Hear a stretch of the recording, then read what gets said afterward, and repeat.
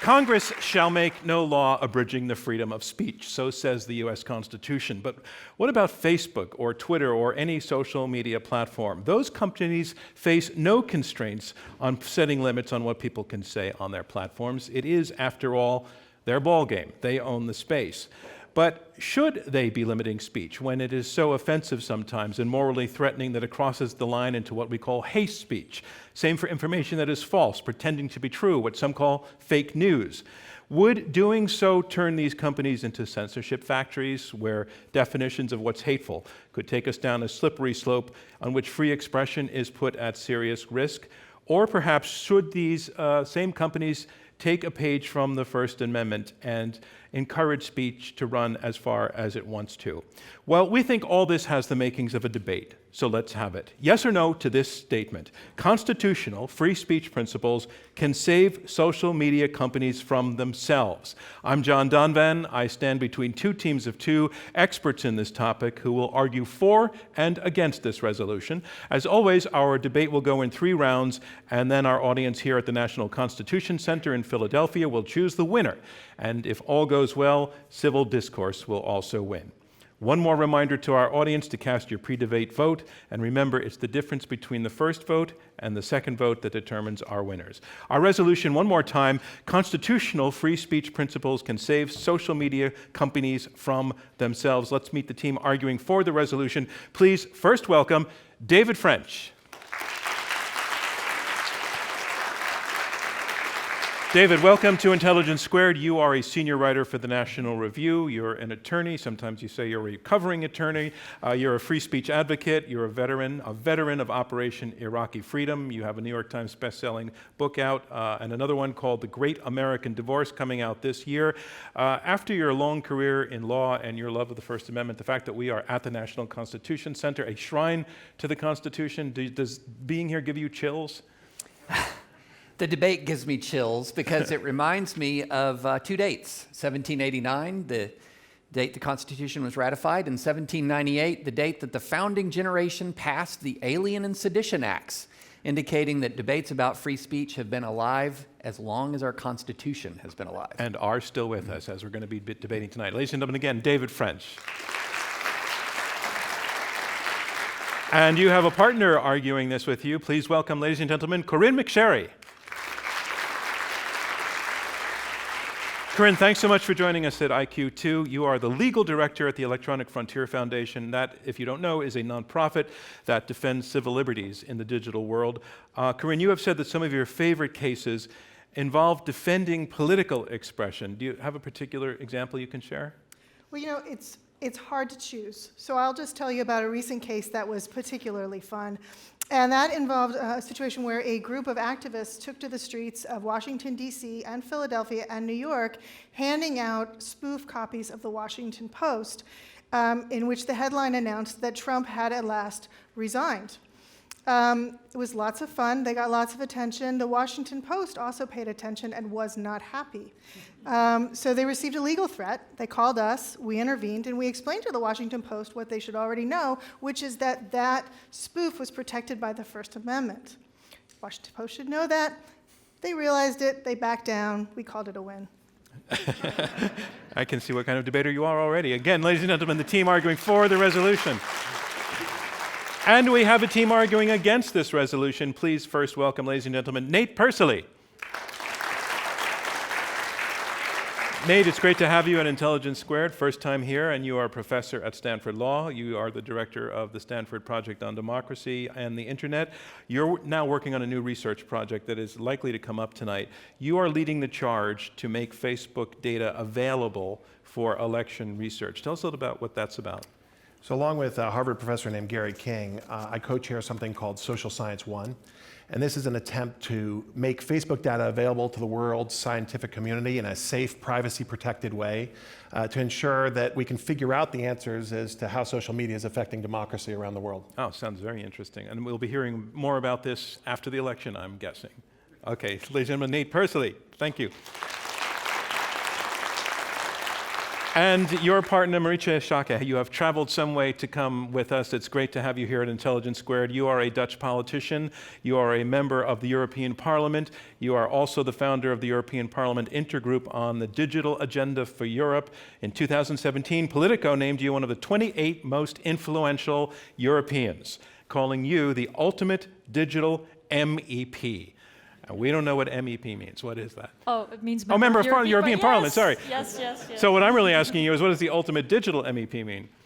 It's digital is the word I should be focusing on. Yeah. So for the past 10 years that I've had the pleasure of serving in the European Parliament, I've tried to bring the worlds of technology and politics closer together, because I think it is more important with every day that passes. Technology is everywhere.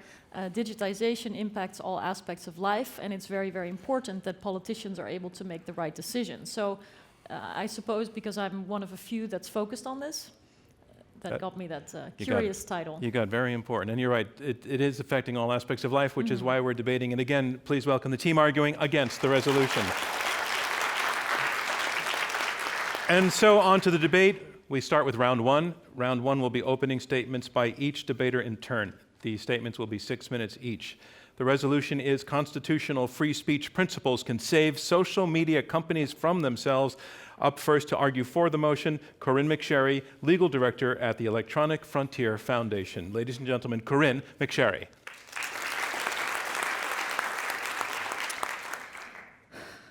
Well, thank you. Thank you for having me. I'm really excited to be here to talk about this topic. I feel like this is what I live and breathe these days, because that's the reality of defending speech online, is talking about content moderation and trying to figure out what to do about it. Because I think one thing we should surely be able to agree on is that it desperately needs saving. The content moderation system, what we call sometimes platform or private censorship, is fundamentally broken. What Twitter, Facebook, Pinterest, Medium, everybody's trying to manage all the content on their platforms and make sure nobody ever says anything bad, and it's not working. In fact, it's fundamentally broken. Now let me start by acknowledging something. The internet offers extraordinary tools for us to connect, to organize, to educate, to access information. It's an amazing, amazing thing. But the reality is online speech can also be awful, ugly, and cause real world harm. So I want to get out of the gate by acknowledging that that is true. The question is, what's the best way to address that problem? And the reality is that the current system of content moderation is not the answer. Let me count the ways. First of all, the fact of the matter is social media platforms are just really bad at deciding what speech should stay up and what should stay down. So I'll just give you a few examples. We've seen prohibitions on hate speech used to shut down conversations between women of color about online harassment. We've seen rules against harassment used to shut down the accounts of activists in Egypt, in the United States, and around the world. We've seen a ban on nudity to be used to take down classic artworks, including the Philadelphia Museum of Art had its account flagged because it posted a so-called suggestive painting of a woman eating an ice cream cone. That was taken down by Facebook. Queer and transgender youth, hoping to connect with new communities, are having difficulty doing so because of Facebook's real names policy, which prevents them from engaging online anonymously. Regulations on violent content have been forced offline, documentation of police brutality, war atrocities, human rights abuses, and so on. In fact, it's so bad that there are just 2 articles just last week detailing the difficulty that Facebook and other platforms are having trying to figure out a sane and coherent policy for online speech. They just can't do it, and it may be because it's impossible. Another thing that's happening related to that is that this content moderation, it's causing real harm to the moderators. They end up having PTSD-like symptoms when they have to review all this awful content and make decisions about it. And then governments are getting into the mix. So they are inserting themselves into takedown decisions. And in Latin America, just recently, campaigns against so-called fake news or misinformation is being used as an excuse to silence critics. So we have a real problem here. And the final thing that makes me particularly frustrated is if the goal was to stop hate and counter extremism, it's not working. So for example, Facebook's real names policy that prevents people from engaging anonymously didn't stop Russia from gaming the system. Counterterrorism experts tell us that, this is a quote, censorship is never an effective means of achieving security. Shuttering websites, suppressing content will be as unhelpful as smashing printing presses. So it strikes me as just a little bit crazy that so many people are pushing for the companies to double down on what is clearly a failing system. We need a better approach. And we can start by turning to our core constitutional principles. If we did that, if we look to the First Amendment as a guidepost, we might have a few things. Perhaps we could get to clearer definitions of what content should and should not be restricted, on what terms, by looking to, for example, decades of defamation law, where judges have been wrestling with precisely this issue. Companies could apply a kind of strict scrutiny to their policies. Do we need to accomplish a compelling public interest here? Is this the best way to do it, the most narrowly tailored way to do it? Our default could be that speech stays up rather than going down, following our long tradition of no prior restraints on speech in the United States. We would have stronger protections for anonymity, which would mean that ordinary users, activists, organizers could find each other and activate communities with less fear of retaliation. And above all, we could have due process protections. In the First Amendment context, the burden of proving that speech is unprotected or shouldn't be protected rests with the censor. And the censor has to, if it takes content down, go to court, get a review quickly. We should have the same situation with respect to social media, so we could have notice to users before the content is taken down, an opportunity to appeal. And again, the burden is on the censor to explain why the speech should be taken down. And in the meantime, it stays up, because that is our default belief in this country.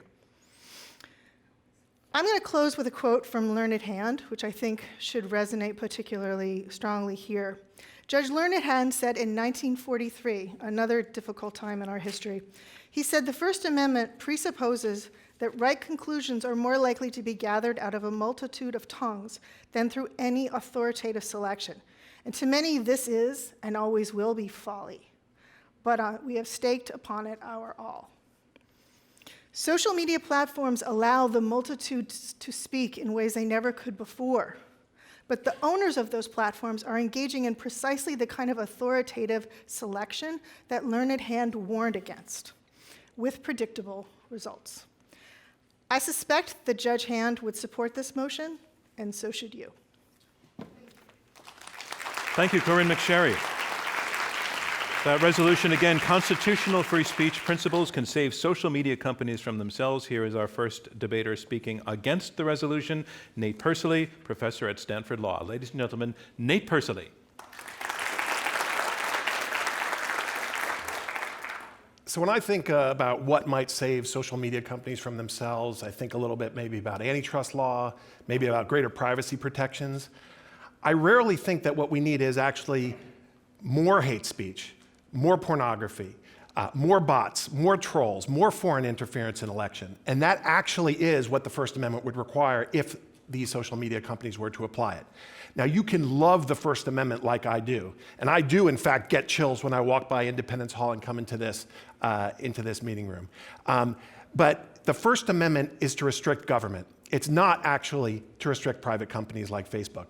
And actually, if you believe in the First Amendment, you will actually believe that Facebook and other social media companies can apply different rules to the speech that's on their platform. Now, my arguments against this resolution are just a few short points. The first is that it's actually naive to think that you can apply the First Amendment in the context of a social media platform. The second is that it's actually undesirable.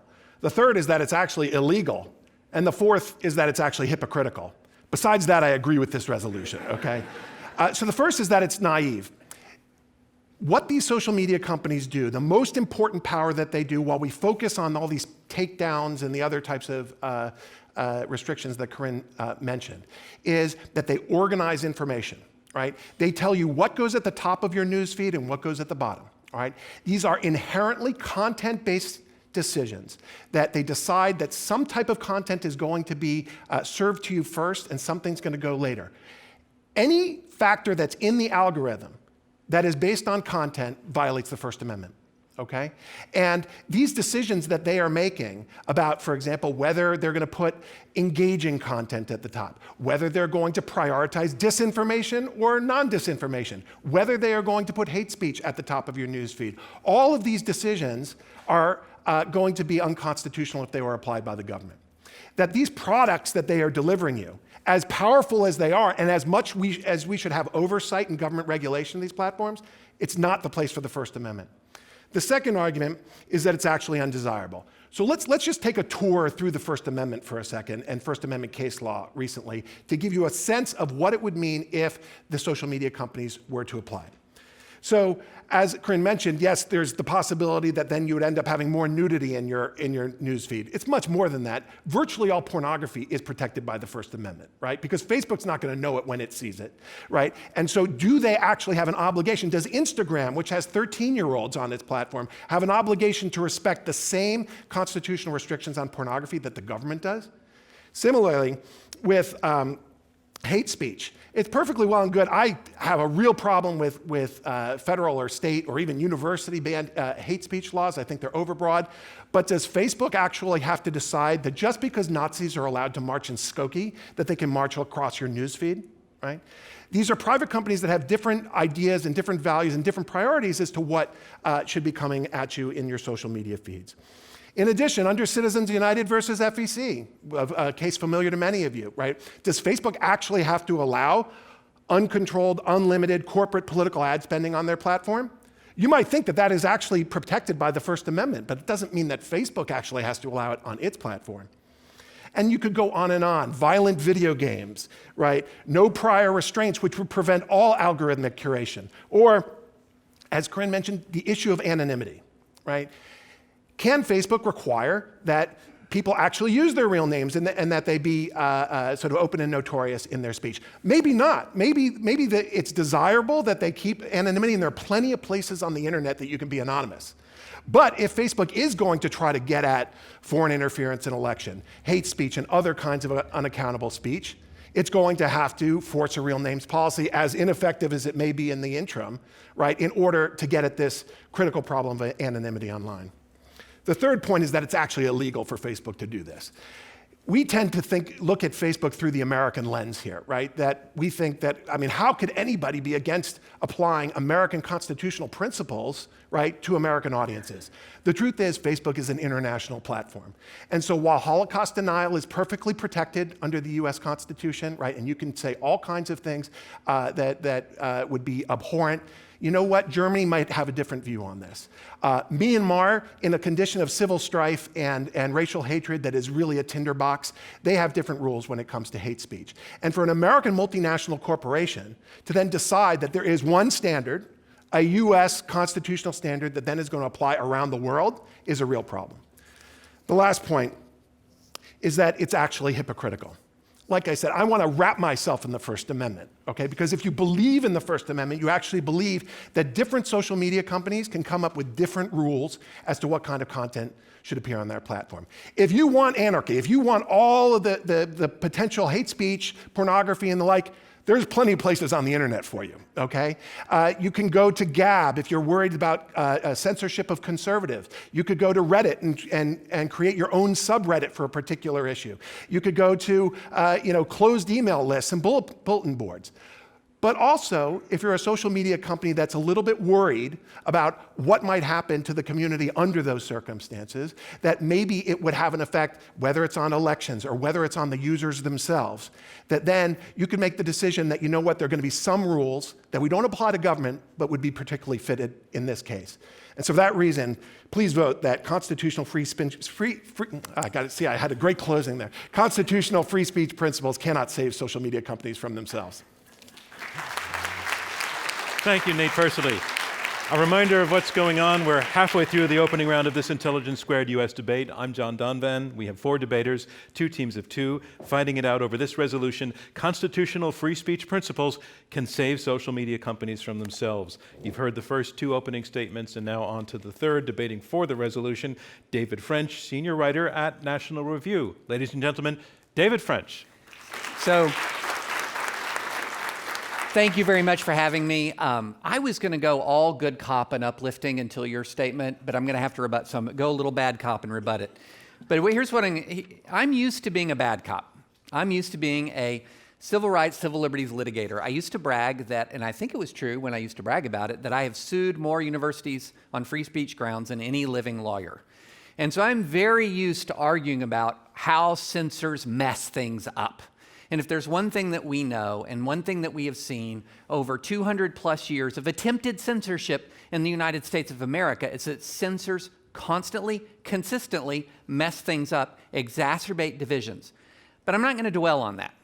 Because, one of the things that we often end up doing is sort of talking about how do we control the negative aspects of free speech? What do we do with what's bad about free speech? I want to talk about what's good about free speech for a moment.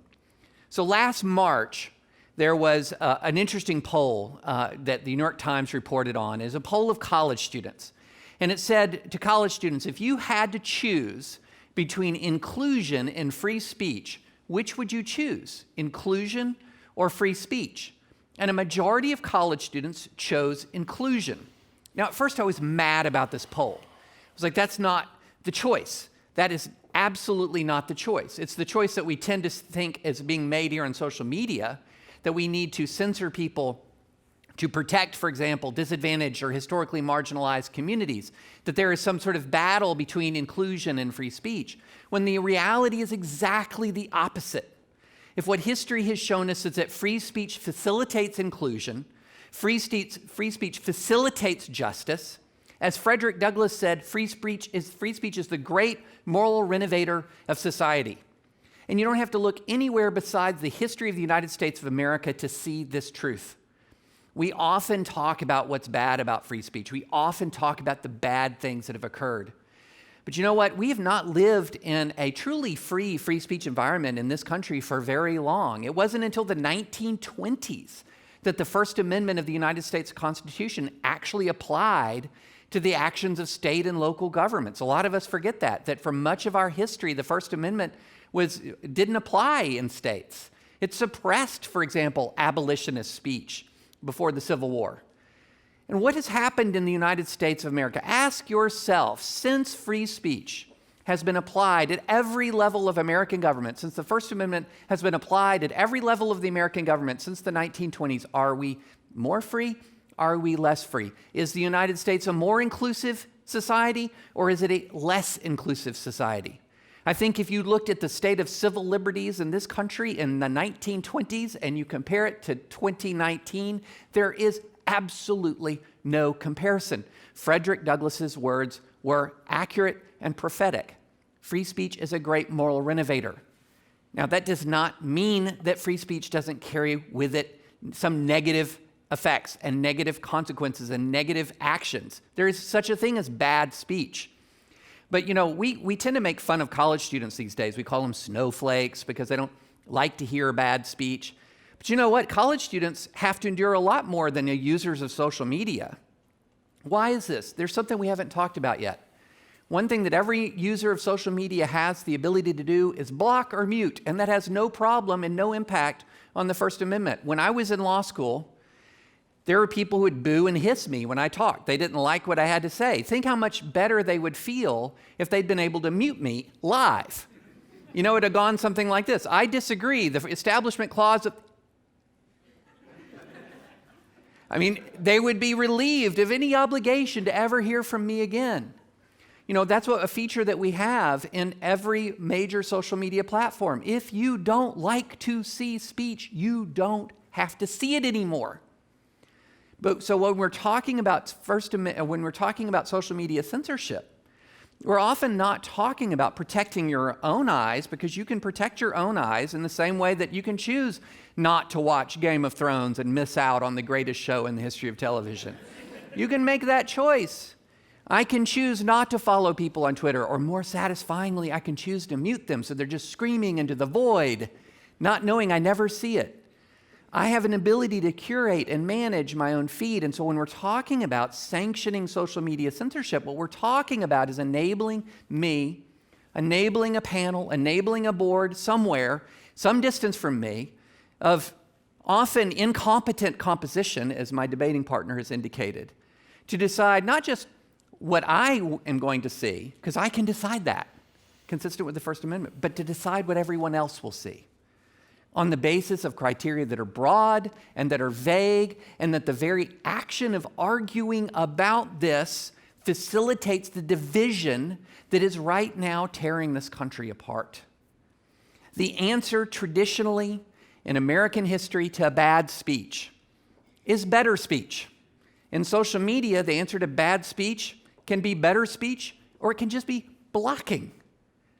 But what we should not do in these new platforms that span the globe, that dominate much of American political discourse, is to unlearn the lesson that we have learned since the incorporation of the Bill of Rights in the 1920s to every state, local branch of government. And that is this: the free speech, for all of its problems, is the great moral renovator of our society, and we still have renovation to do.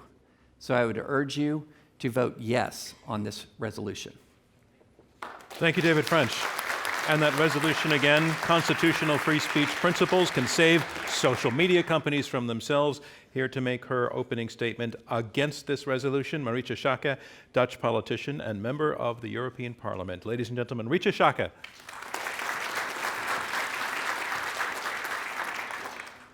As a student of American studies, it's really quite special to be here in the National Constitutional Center. And part of what I just heard reminded me a little bit of those history lessons that I followed at Amsterdam University when I was trying to understand America, including the First Amendment and the American Constitution. And I can assure you that the First Amendment is the envy of many people in the world.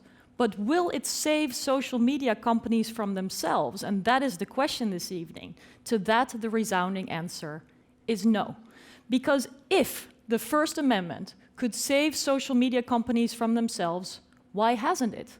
And why are these companies in so much trouble? Because last time I checked, but you know this better than I do as Americans, the First Amendment does apply in this country. But privacy violations, the illegal collecting and selling of data, the live streaming of a gang rape, all happened.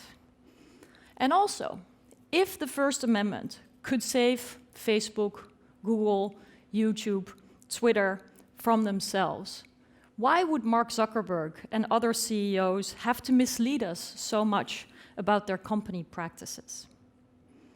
Secondly, I don't think billion-dollar companies need to be saved. I think people do. Free speech protection in this country goes very far. Hear this. Tweet: Hitler was right. Question: what about the Holocaust? Answer: it was made up.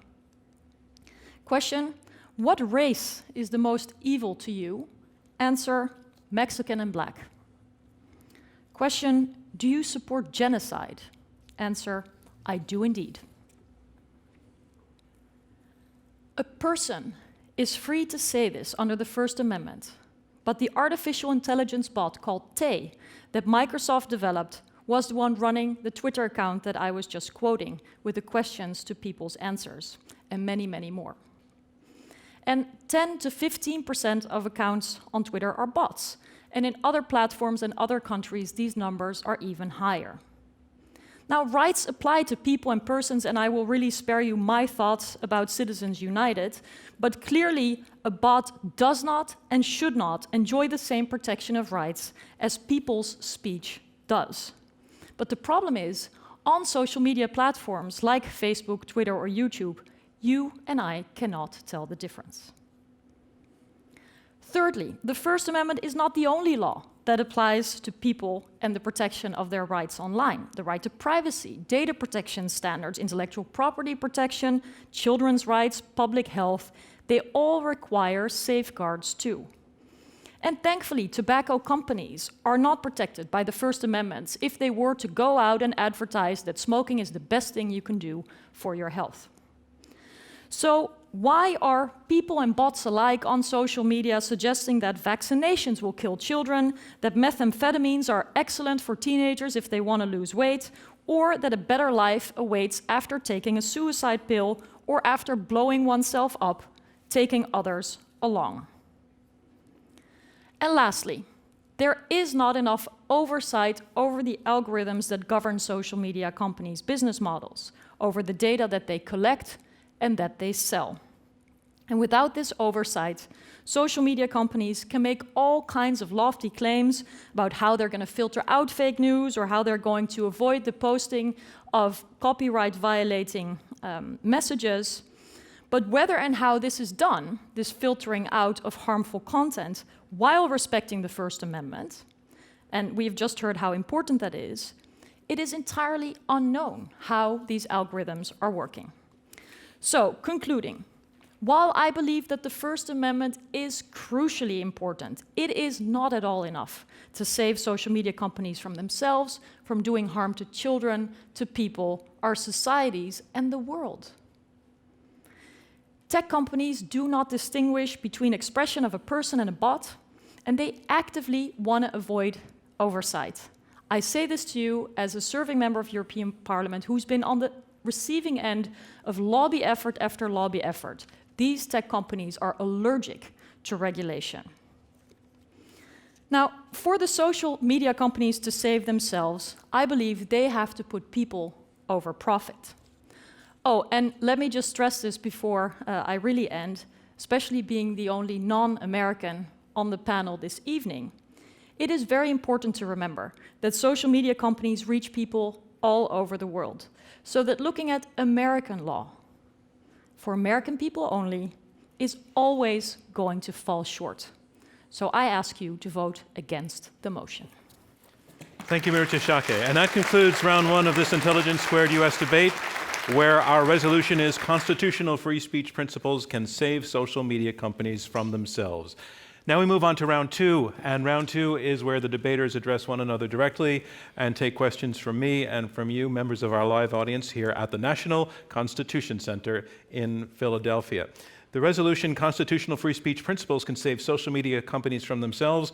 The two debaters arguing against this resolution, Corynne McSherry and David French, are making the assertion that at present, the system being used by these companies is fundamentally broken. Their arguments in support of being inspired by First Amendment principles are both pragmatic and philosophical. At the philosophical end, they argue that free speech, even though they concede there's an awful lot of awful stuff happening out on social media, that free speech in the long run tends to benefit society. It is the great moral renovator, they call it. They also say that efforts being made already by these companies to limit speech are proving that it can't really be done in an effective way, that there are ridiculous and wrong-headed unintended consequences, and they cited numbers of them. And at the bottom line, they also say that the First Amendment guarantees a system where the burden is on the censor to prove that the speech is not valid and should be taken down or otherwise limited. The team arguing against the resolution, Marietje Schaake and Nate Persily, are arguing that, first of all, they are very pro-First Amendment. They are adamant about that, referring to it as the envy of the world, but as an inspiration for guiding these companies in forming their own policies. They say that doing so would be naive and undesirable and actually illegal, citing the example of countries like Germany, which have their own rules on this. In Germany, Holocaust denial is actually illegal. In the United States, under the First Amendment, it is not illegal to do that. How would that work? They talk about the fact that a number of the social media accounts, 10 to 15% in some places, are actually bots. Do bots have rights of free speech or not?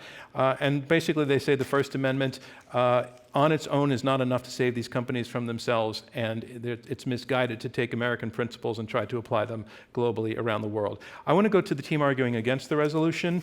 You're saying that constitutional free speech principles will not save social media companies from themselves. I noticed that your opponents used the C word a number of times, censor and censorship. It's a pejorative word, I think, in this context. They're saying that you're basically arguing for censorship. Nate Persily, are you pro-censorship?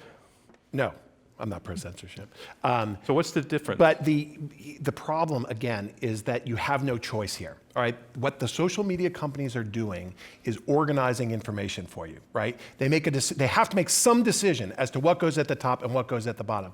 That in and of itself, right, if it's done by the government, is going to violate the First Amendment. So you can call it censorship, right? But it's essentially what the platform is, which is that it's curating and delivering information to you, right? And so there's certainly the case that there are a parade of horribles on the other side, right? That you could, and Corynne mentioned many of them, that they could be over-inclusive in their content. But the slope is slippery in both directions, okay? And so all of us are going to dig our heels in on some part of that slope. We're not going to say that Facebook has to allow everything onto the platform, right?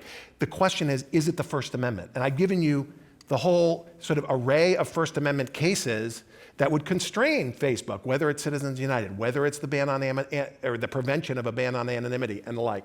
All of those things are then going to apply to Facebook, and they really wouldn't be able to regulate the platform. Corynne McSherry, you did use the censorship word, and your opponents are saying, I think the response was, you can call that if you want, but it's not really the point here. So can you take on that response? Sure, absolutely. So I think what we call it is private censorship. I mean, the traditional way of thinking about censorship is censorship by government, and this is different from that. But I would posit that it's in some ways, given how important social media platforms are right now, the decisions that are being made by a few corporations in Silicon Valley are having as much effect on online speech and the future of online speech as anything any government is doing at the moment. Although I would flag that, by the way, governments often participate in these takedown decisions. Governments take advantage of community standards policies to force content offline that they could never do officially, but they do it via a community standards flag. What's an example of that? Well, so one thing that's happening is that, as I understand it, the government of France is embedding, it's either France or Germany is embedding someone at Facebook to help them make decisions about what content should stay up and stay down.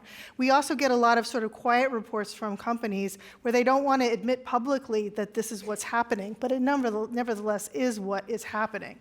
Let me ask Marietje, Schaake, is that problematic that an official of the government of France is taking part in the conversations at Facebook about what to take up or take down?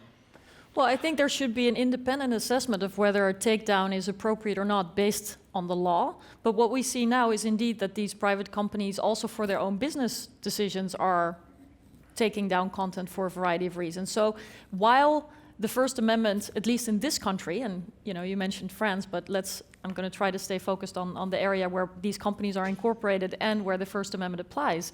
They are themselves not respecting it. So how is the First Amendment going to save these companies from themselves if they've had all the opportunity in the world to actually live by the Constitution and make the law leading? They haven't.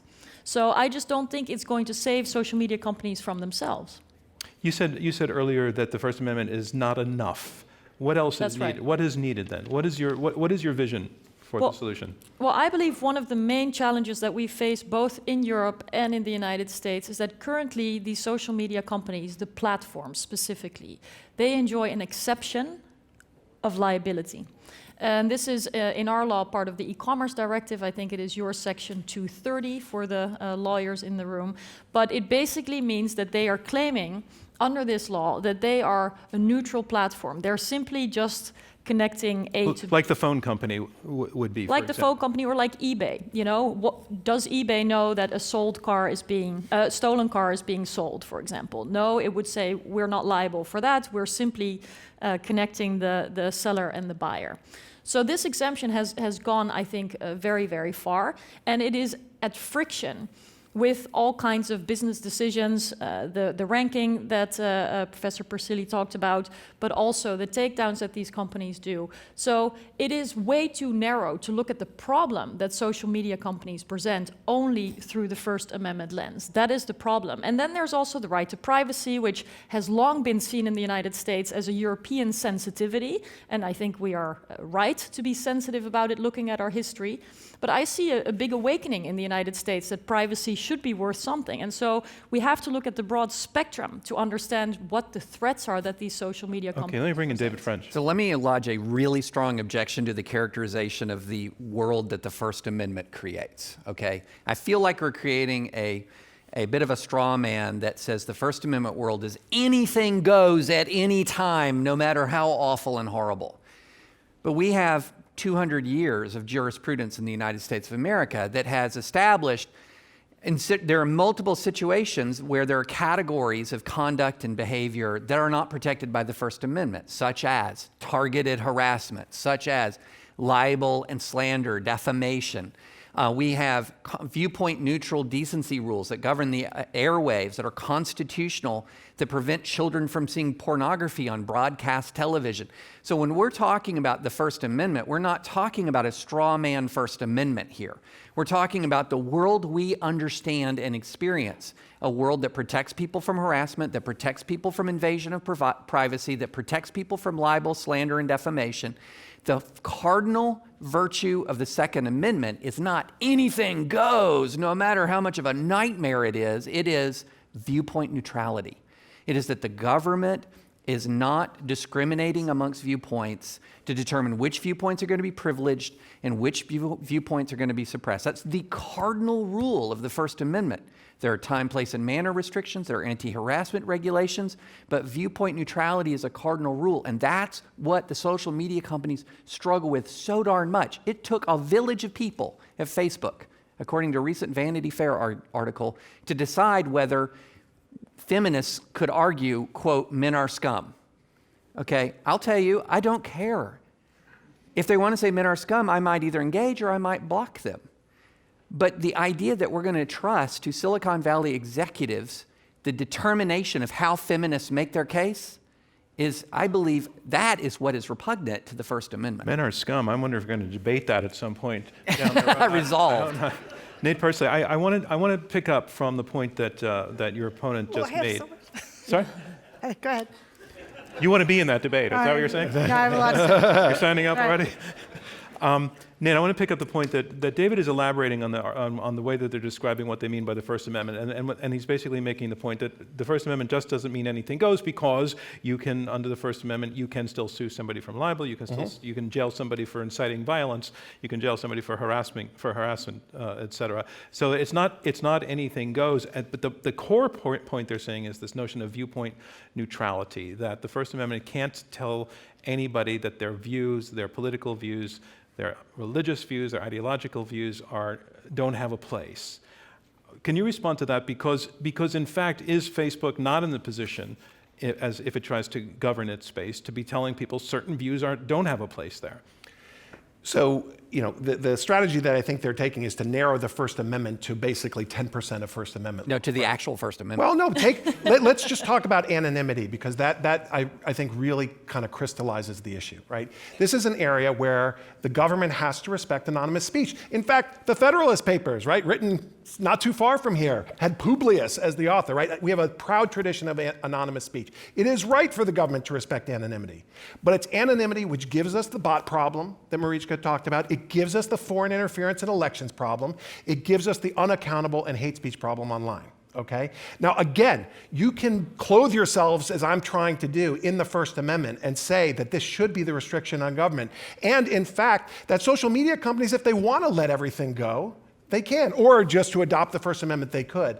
But the point is, what the First Amendment provides, right, is that each one of these companies, if they want to decide that, hey, we're going to have a different type of environment on our platform. We're not going to allow foreign interference in elections because we're worried about what the impact is going to be. We're not going to allow sort of sexualizing of children and the like. By the way, this is a really, and if I could, just to give you a real concrete example that I just learned about Reddit, which is one of the most libertarian, anything goes kinds of platforms, has adopted a rule. It's not about child pornography. It's about, you know what, on our platform, you can't sexualize children, because what they found was that there were these communities that were developing on Reddit where they were perfectly sort of legal photos, but then the way people were talking about it, right, was really, really scary, right? And to be honest, if a platform wants to allow that kind of speech, they have the right to, but they also have the right to make a decision that that's not appropriate on the platform. I want to take a question to Corynne. We've been talking about offensive speech for the most part, but there's another thing that's out there, and that's this thing called fake news that became very, very prevalent and problematic since 2016, and actually before that. And I mean real fake news. Well, I can't believe I'm saying real fake news. Stories that are put out there that are whose authors are knowingly aware that the information is false, not the news that you don't like, but the stuff that's false. How does the First Amendment issue work into that? We're not talking, is that content neutrality come into play there? Well, I think that the best way to approach, there's actually a lot of people who are trying to do research right now to figure out what's the best way to get at the fake news problem. It is not obvious to me that asking Silicon Valley to solve it for us is the right path forward, any more than asking Silicon Valley to solve many other problems that we have. Just if you let me digress just for a second, I noticed that Pinterest is now taking down content that's part of this sort of anti-vaccination movement. It seems to me that if you're worried about parents not vaccinating their children, maybe you shouldn't look to Pinterest to fix that problem for you. Maybe there are more effective ways of getting at that issue. And I feel the same way about a lot of the concerns that we have around protecting our elections. If we're worried about protecting democracy and protecting elections, maybe we should be thinking about things like, I don't know, gerrymandering, or any number of millions of other things that are affecting our elections, and perhaps focus a little bit less on this one symptom that we think maybe we can get at by calling Mark Zuckerberg on the carpet and asking him to do more and double down on what is already a completely failed system. I'd like to go to the audience for some questions now. Okay, right down front row here. David Harrison, it seems to me the problem is, one, the huge mass of information that you have with the social media. Newspapers or radio, our traditional forms of information, had a limited pool that they could pull from. Certainly they were commercial and maybe slanted the news, but there was one responsibility, and two, there just was enough that they could pick and choose because that's all they could publish. Here, I don't understand really how even Zuckerberg or any of the major platforms can actually pick and choose, and I'd like you to talk about that because it is so vast. Let me bring that question to the side. It becomes almost an impossible, either way, it's impossible. Let me bring that question to the side arguing against the resolution, because it also picks up on something Corynne McSherry said at the beginning, which is that it's kind of impossible to do. There's just so much out there that you couldn't possibly keep up with everything that's needed, and to make the judgment calls, being able to read first of all, intent and outcome and consequences. So take that on, Marietje. Sure. If these companies are going to make these choices, how do they do it? And do it well? We need much more scrutiny on what the companies are doing already. But say you have that, how does it work? I mean, is there an army of 100,000 people checking? Is it algorithms? How does it actually happen? Call me a pacifist, but I don't like to think about armies. Legions. I think That's military also. A mob of fact checkers. No, but one of the main selectors of what information comes first, this was the gentleman's question as well, and what information shoots to the top or goes down to the bottom is determined by algorithms. These algorithms are extremely influential. I'm the daughter and the sister of a doctor, and I recently saw a sign that I thought was very clear in explaining this, which was in a doctor's office saying, please don't confuse your Google search with my medical degree. And unfortunately, the consequences of these searches are actually not that funny. There are people who think that by drinking olive oil or doing some kind of rain dance can be cured from cancer, even though they are very, very ill. So I believe that the way in which information is ranked and the deeper impact on our democracy, on our rights, constitutional rights, universal human rights, needs to be scrutinized much more. So we need oversight over the algorithms in order to even know what the decisions are that they're making, and whether the intended and unintended consequences are not causing unacceptable harm. So part of your answer then is the algorithms need to be fine-tuned and watched over, and somebody needs to be doing the oversight. Okay, like a regulator. Let me take that to your point. Like a regulator. Corynne, to respond. I think more transparency would be fantastic. I could not agree more, but I don't think it changes the outcome of this. What I would say is that rather than in answer to your concern, one of the things that was great about the internet was that we didn't have so many gatekeepers, and that was actually very important and continues to be really important that you don't have just a few gatekeepers making decisions about what you do and do not see. But picking up on what David said, maybe part of the answer is to ask the social media companies that do have more money than God to take some of that, and rather than investing in an army or a mob or whatever of content moderators that are then going to be psychologically damaged, take that energy and invest it in user tools, in empowering the users to control their own internet experience, rather than taking that power unto themselves. Another question? So my question is for the pro side. So you talked about effects of social media on elections, and then you talk about there's like 1 million, I think the term used was 1 million other things, gerrymandering, what have you.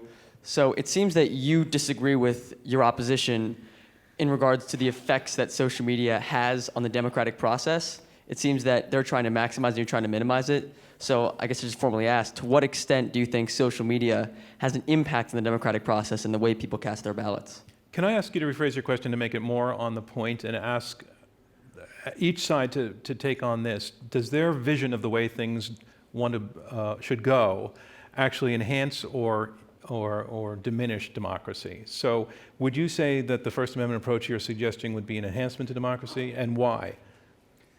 Oh, I think it's an enhancement to democracy for a couple Are you good with my rephrasing your question that way? Thank you. Thumbs up. Thank you. I think it's an enhancement to democracy for a couple of reasons. Now, I will say and I will acknowledge that social media is a divided place. America is a divided place. It was getting very divided before social media. It's continuing to be divided. But the fundamental reality is that censorship itself is extraordinarily divisive. Censorship itself generates intense disagreement. Censorship itself can also even generate violence. The problem is when we talk about the dichotomy, the negative effects of free speech, and there's been bad political free speech forever. I mean, we act as if bad political speech is just now creating problems. I mean, they made a musical about a vice president shooting a former secretary of the Treasury in a duel. I mean, this is something that's been going on for a long time, and the answer is to empower the user, the speaker. It is not to turn to Silicon Valley and say, save me from fake news. It is not to turn to Silicon Valley and say, save my delicate eyes, when I can click a button and save my eyes myself. This is one of the fundamental problems. When we say turn to Silicon Valley and we say, save me, what we almost always mean is punish them. That's what we tend to mean. All right. We're looking to somebody else to fight our political battle for us, and that is not Silicon Valley's place. So rather than responding directly to what was just said, I want you to respond to the question. Right. The question is the vision as you lay it out, where these companies would be making more of these choices that your opponents find offensive, would that be an enhancement or a diminishment of democracy? Again, they make these choices no matter what. But what's the answer to the question? No, well, the answer is that It's irrelevant, are you saying? No, that they cannot respect the First Amendment in the way that they're proposing here, because they are making content-based decisions. I think the nature of the question is, if we're in a world where Facebook is saying you can't be a Holocaust denier on our site, or you're off, you can't be offensive against certain minority groups, or you're off, is that an enhancement to the democracy or diminishing democracy? Well, it's important to understand that there's more than just the American democracy at stake here, right? There are different democracies around the world that have different values. And so, my personal view is, look, I do take a more libertarian approach for what I want to see on my feed. But you know what? I go into those dark corners of the internet and I see what people are saying. But you have that right. All this user power that he's talking about, you have that right now. You Okay, can choose to be on Facebook. if the law in Egypt tells Facebook that they have to shut down a particular guy talking that the government doesn't like, does Facebook go along with that, and is that an enhancement to democracy? Sometimes yes, sometimes no, and that it is an extremely difficult decision for them, right? So Holocaust denial, right? They will take down. Actually, in Egypt, they wouldn't.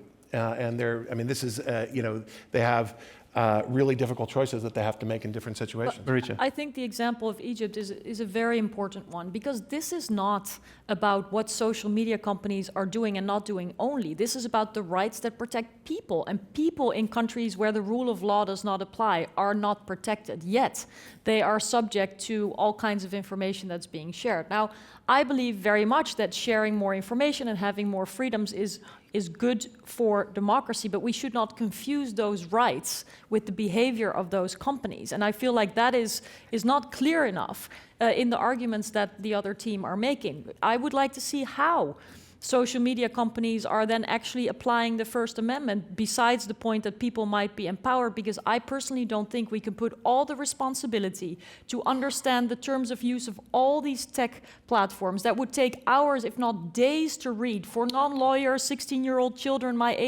80-year-old neighbor alike. I mean, do you understand what you're saying yes to? So the fact that your opponents are arguing that in certain countries what you're talking about just can't fly because they have different tolerance for free speech. What do you do about that? Well, look, the default position of an American company, a social media platform that is seeking and its purpose, its founding purpose of these companies are to provide platforms for people's expression. No, it's to sell ads.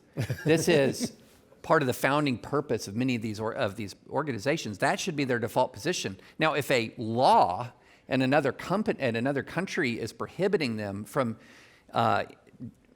following this platform, then they have a choice to make. Do they comply with the law or do they pull out from that country? And we're casting a lot of these laws, guys, as if these laws are all really, all the laws out there are laws against Holocaust denial. No. If you're operating in China, if you're operating in many other countries, the laws are suppressing dissent in a truly authoritarian and brutal way. And so some of these companies need to make hard choices and say, that's just, the buck is not compatible with the purpose of this platform, and pull out. And so that we are continually casting censorship. I feel like my worthy opponents here are casting censorship as this beneficially and well-intentioned move. Internationally, censorship is not the same thing as like a bunch of administrators at Brown or Dartmouth trying to figure out a way to make their universities more welcoming. Internationally, censorship is more often than not a bunch of authoritarian thugs trying to make sure that they retain a decades or generations long hold on power. So let's not sugarcoat what this is here. And I believe Silicon Valley, if it is going to advocate and if it's going to be a part of trying to foster and cultivate a healthy democracy, needs to think long and hard before it's going to operate in some of these countries. Well, very quickly. But just quickly, because they already do, we need to think more about what freedom after speech really means in these countries. What about being incentivized to share all kinds of political opinions on a platform like Facebook, like young people in Syria, Egypt, Turkey do? And then they're on the record. Great, because their rights are not protected in those countries. So it is an illusion to think that this is about the companies. It is about the laws in these other countries. And I truly think, and this is really beyond sort of the resolution that we're discussing, that American companies and possibly also the American people do not appreciate sufficiently what the impact is of these company models in countries where human rights are not protected and people can be dragged to prisons, tortured, or killed. But either way, should they be making the decision? Do you want Mark Zuckerberg to decide for a Syrian journalist whether she is going to take the risk of putting that video online? I don't want Mark Zuckerberg deciding that. I want the journalist deciding it for herself. Of course. She can take that risk. I'm going to take one more question. No. Thank you. Something struck me that one of the speakers just said, and that was the purpose of the existence of these companies. Is to sell ads. I heard that too. These companies are not there to spread democracy. They're not there to spread truth. They're not there to spread justice. The purpose of these companies is to collect data on users, both up front and surreptitiously, to sell advertising, to sell products, and to take that data and sell it other places. Have these companies not made that clear? They are not news organizations. I'm going to break in to relate the question to our resolution, which is this guy's saying baloney when you say these companies are there in any way to advance democracy and free speech and interconnectedness. They are there to make money. So I want to Corynne. speak directly to that point because I think that speaks to the irony of this whole proposition. Let's take it as a given that we don't trust Facebook or any of these other companies very much, right? Maybe about as far as we can throw them. Why? Why in the world then do we nonetheless trust them to make good content moderation decisions?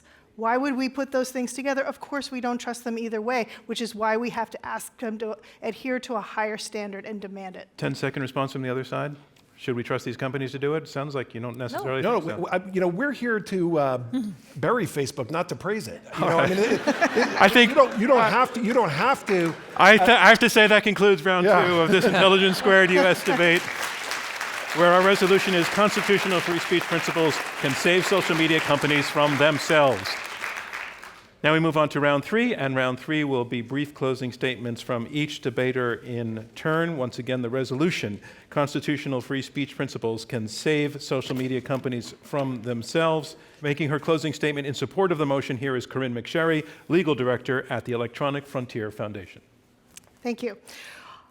My job at the Electronic Frontier Foundation is to fight for your digital rights. And there's a reason I do that job, and that's because I'm still a little bit of an idealist about the internet. Now, I know that a free and open internet, well, it's never been fully free and it's never been fully open. And so that's an ongoing project. But still, the internet represents an extraordinary, extraordinary idea that anyone with a computing device can connect to anyone else around the world, to speak, to be heard, and to learn.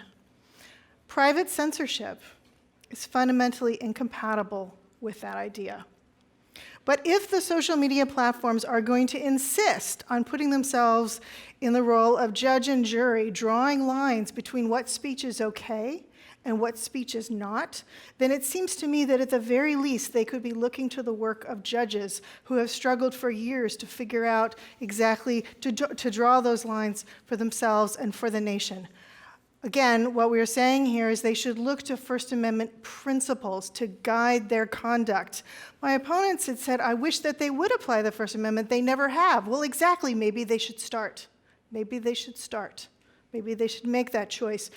Just a few months ago, in the Packingham case, the Supreme Court observed that social media can provide the most powerful mechanism available to a private citizen to make his or her voice heard.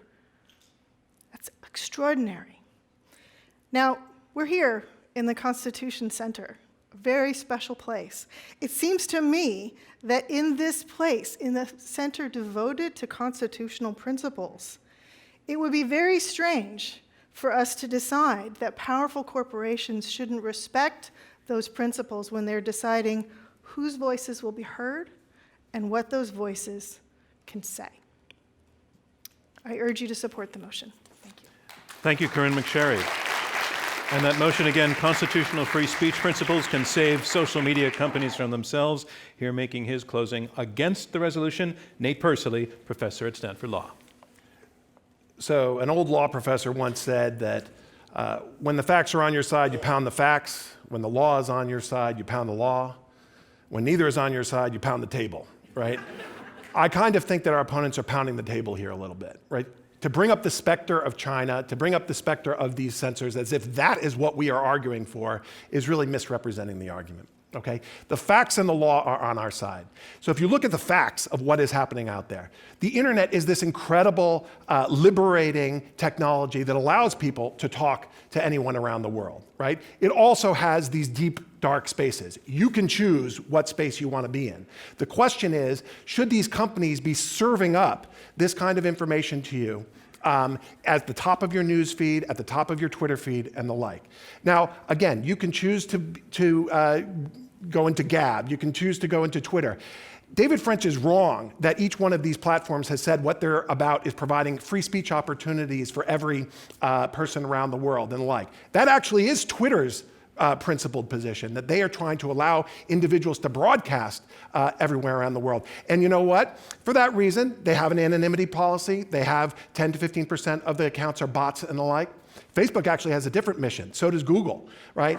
These companies, they decide, you know what? We're going to build transnational safe communities and the like, something along those lines. Now, it's not as if the resolution forces us in the position of saying, yes, Mark Zuckerberg should censor Republicans, right? That's not what we're arguing here. We are simply saying that the same rules that apply to governments are not the rules that should apply to platforms. And so that's why I focused in the rebuttal on anonymity, right? We all agree that anonymity is constitutionally protected. But if you are going to get at any of the problems that we all agree are happening online, whether it's foreign election interference, hate speech, right, bots that are essentially polluting the marketplace of ideas, you cannot respect the constitutional right of anonymity in online conversations. The final point, and one that Marietje, I think, made very well, which is that you cannot just think of these as American platforms with an American audience. 80% of Facebook users are outside the United States. It's wrong for this company to then export its values to the rest of the world. Thank you, Nate Persily. Resolution one more time. Constitutional free speech principles can save social media companies from themselves. Making his closing for the resolution, David French, senior writer at National Review. So let's be really clear here. My worthy opponent said he came to bury these companies, not to praise them. It is a very odd method of burying them, to grant them greater power over your speech, to grant them greater authority over the reach of your words. We're talking about companies that in many ways have demonstrated their untrustworthiness, not just with your privacy, but with your voice. That is not burying a company. That is empowering a company. If you vote no on this resolution, you're voting yes to a committee somewhere. No, that's best case. Real world, you're voting yes to a person who's in a cubicle somewhere halfway across the country, looking at pictures and deciding with a click of a mouse, yes, no, after a PowerPoint training and community standards, who's maybe seen enough weird stuff that they're now a flat earther. That was actually a report recently. Some of these content moderators are now flat earthers and 9/11 truthers, and they're deciding whether you get to speak. No. The bottom line is the person who decides whether you speak or not should be you. You have the power to see what you want to see on social media. You should also have the power to say what you want to say on social media. And if you don't like what's out there, the answer is to mute. The answer is to block, or God forbid, shut down the app or put down the phone. Now, I can't do that as a journalist. I'm just hopelessly addicted. But that is something that you have in your power. The last thing that you should do when troubled by speech is to turn to Silicon Valley and say, help me, Mark Zuckerberg, you're our only hope. And that's why you should vote for viewpoint neutrality and say yes to this motion. Thank you, David French. The resolution again, constitutional free speech principles can save social media companies from themselves. Our final speaker will be speaking against the resolution, Marietje Schaake, Dutch politician and member of the European Parliament. So I think from everything we've heard from both sides, it is safe to conclude that technology is not neutral. And that no one wants censorship, at least not here in either one of the teams, or that a minister of truth, so to say, would be a very bad idea. And I appreciate your concerns about that even more, with a president who calls out journalists as being of the fake news media on a daily basis. But there are many places in the world where we should be very concerned about the notion of a minister of truth. So then why would we effectively accept that someone like Mark Zuckerberg, but the other CEOs of the other social media companies, are in a position of power to operate with their business models like ministers of truth? And this is far beyond free speech and the First Amendment. We're talking about the collection of data, the selling of data, the micro-targeting of people with ads to categories such as fans or interested in Joseph Goebbels, or having searched for information about depression and suicide. So what I find baffling and unacceptable is that these companies, on the one hand, have made billions and billions of dollars by perfecting the targeting of ads to people on the basis of ever more precise categories.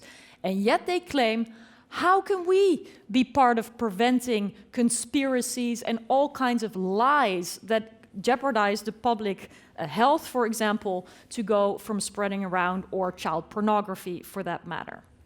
The reason why they do not want to engage in this is that it would make them liable. And if they would be liable, their entire business would be over. And the idea that it should be all the responsibility of the individual, anyone from you all to decide what you want to see, what you want to engage in, what you don't want to engage in, to what we heard, it's the responsibility of a Syrian journalist to want to engage or not. I believe that people are not informed enough currently to know what they're saying yes to. And in fact, these companies have violated agreements by selling and collecting data invisibly all the time. So I think it is safe to say that people don't know enough to make informed decisions, that this is not only about free speech and the First Amendment, but about much more, and that certainly we can conclude that the First Amendment cannot save social media companies from themselves. So I urge you to vote against the motion. Thank you, Marietje Schaake. And that concludes our closing statements and round 3 of this Intelligence Squared US debate. I want to thank our debaters. The thing that we like to do is to show that two sides can disagree with respect, with facts, with argument, with logic, with humor, with charm. It doesn't have to be nasty and sarcastic and put down. You did nothing like that. You were all professionals. You were all really, really interesting, and you all showed respect for what we're doing here. So I want to thank you for doing all of that.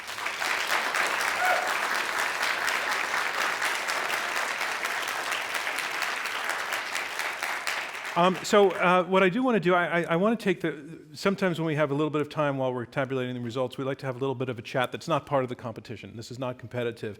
You know, we're heading into the 2020 elections here in this country, and this is an American-focused question, but actually we would really like an international perspective on it.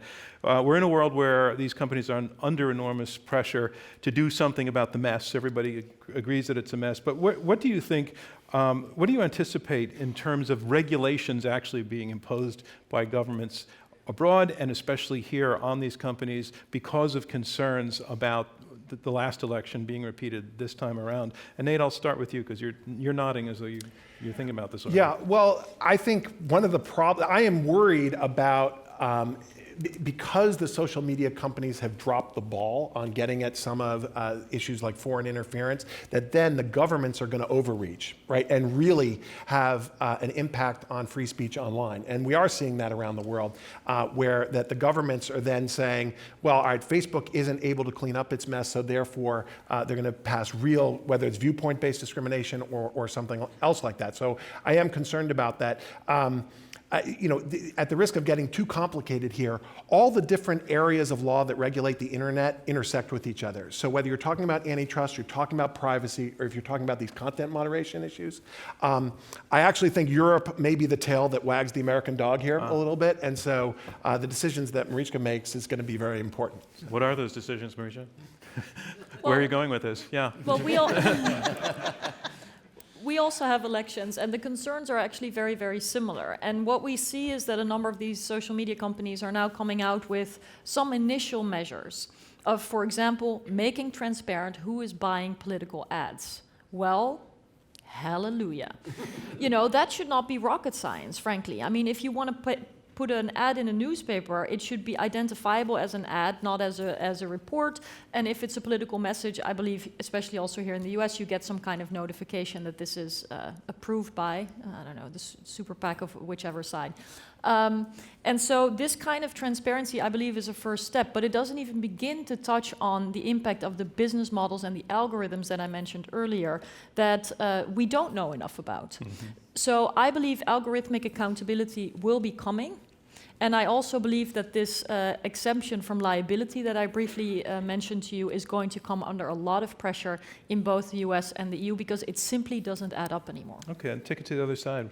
What do you see coming down the road in terms of potential regulation? Corynne, you want to go first? Well, so a couple of things. One thing I see most immediately is that a bunch of the major companies desperate to avoid regulation are going to be ever more aggressive in their content moderation in the hopes that somehow that will stave off the regulators. And I think that effort's going to fail.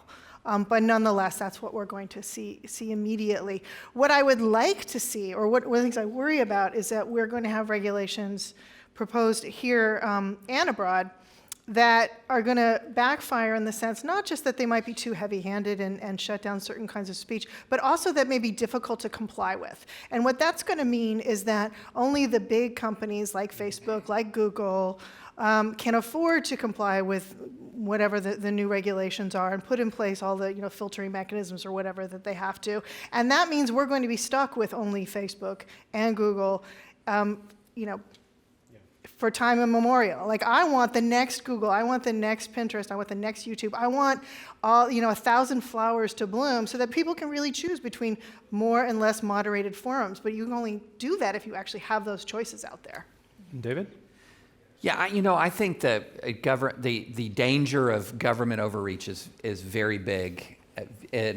But I think that one of the problems that we have here is that social media has put human nature on blast.